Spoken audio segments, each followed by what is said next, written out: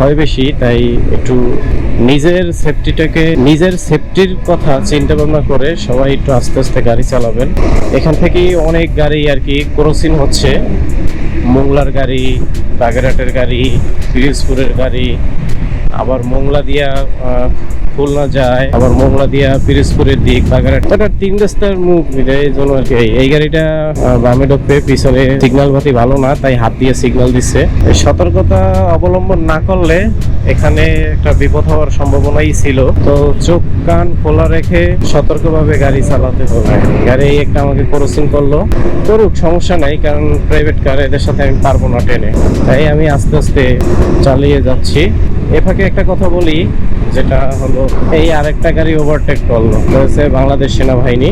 এখান থেকে খুলনার হলো 12 কিলোমিটারের মতো। এখন রূপসা ব্রিজ আসি নাই, এখন বামের রাস্তায় ঢুকবো। এই বামের রাস্তায় ঢুকলাম, এখান দিয়ে সামনেই হয়েছে রূপসা ব্রিজ। রূপসা ব্রিজেও টোল আছে, তো পরপর 3টা ব্রিজ, 3টা ব্রিজই টোল আছে। রূপসা ব্রিজ দিয়ে খুলনা শহরের ভিতর প্রায় 10 কিলোর মতো। আমি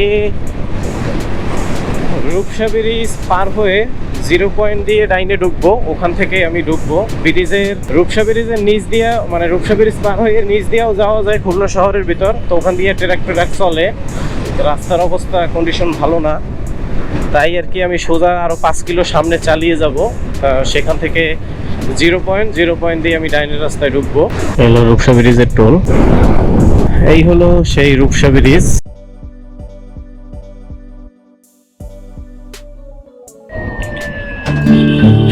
4000 টাকার জরিমানায় বাঁচছিলাম, এই সেইটার ফলাফল।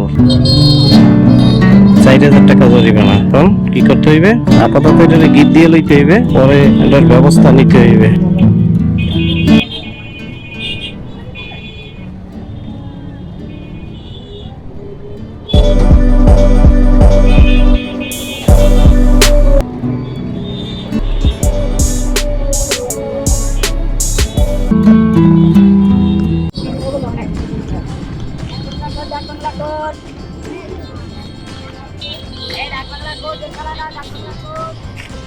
আপাতত বাইন্দে রাখি, এটার ব্যবস্থা এলাকায় যাইয়ে নিব।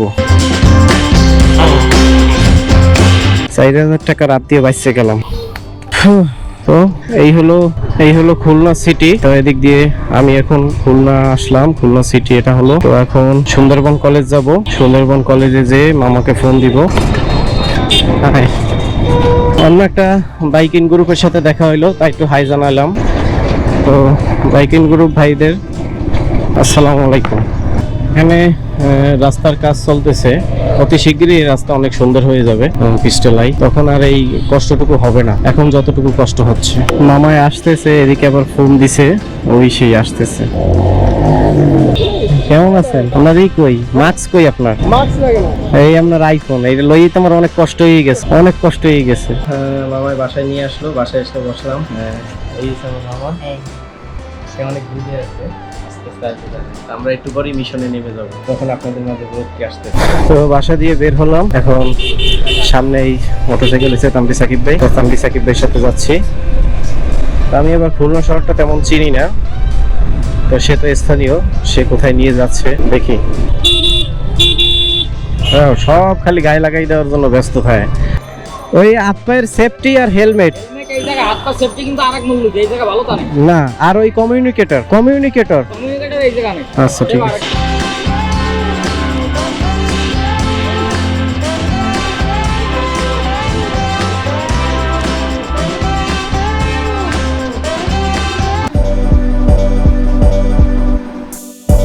আমাদের হেলমেট কেনা শেষ হলো, এখন রাইডিং জ্যাকেট এন্ড পায়ের সেফটি গার্ড এন্ড কমিউনিকেটর দেখি।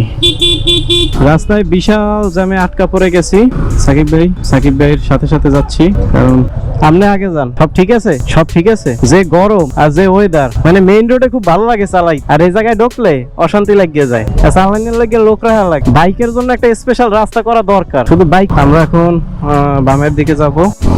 এত তেজ কেন? এইসব জায়গায় অল টাইম ক্যামেরা চালু রাখা লাগে, কারণ দুর্ঘটনা ঘটতে সময় লাগে না।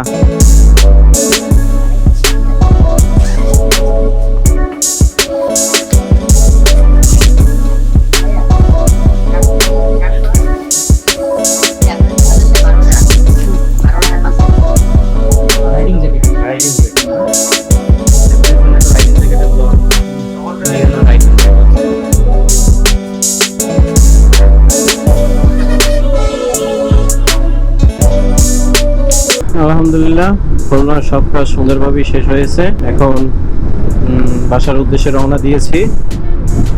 তো সবাই দোয়া করেন যেন সুন্দরভাবে বাসায় পৌঁছাতে পারি। তো ভালো কোনো ফুটেজ দেখাতে পারলাম না, যতটুকু যাই। খুলনা যখন ঘুরতে আসব তখন বিভিন্ন স্পট, বিভিন্ন দৃশ্য দেখাবো। এবার তো একটু কেনাকাটার কাজ, এর জন্য বেশি কোনো ফুটেজ দেখাতে পারিনি। এখন 3টে বাজে, বাতাসের খুব চাপ।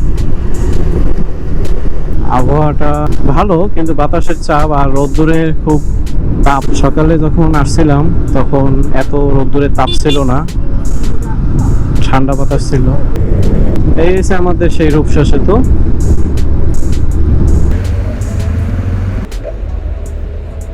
বাগেরহাট চলে এসেছি। এখন এখান থেকে পিরোজপুর ফেরি করতে পারে নাই, এটা সমস্যা হয়ে গেছে। আমাদের ব্যাকটিয়া ফেরিঘাট, আমি এইমাত্র আসলাম। এটা হইলো কিভাবে? আমরা এখন ব্যাকটিয়া ফেরিতে আছি। আমরা একটু পরেই বাসায় চলে যাব। সাথে আমার কমন মামা আছে।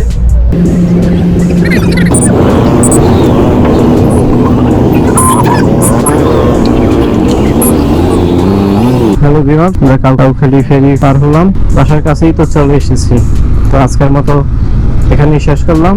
সবাই আমার চ্যানেলটিকে সাবস্ক্রাইব করবেন এবং পাশে লাইক কমেন্ট শেয়ার দিয়ে পাশে থাকবেন। হৃদয়ের অন্তঃস্থল থেকে জানাই সেলুট।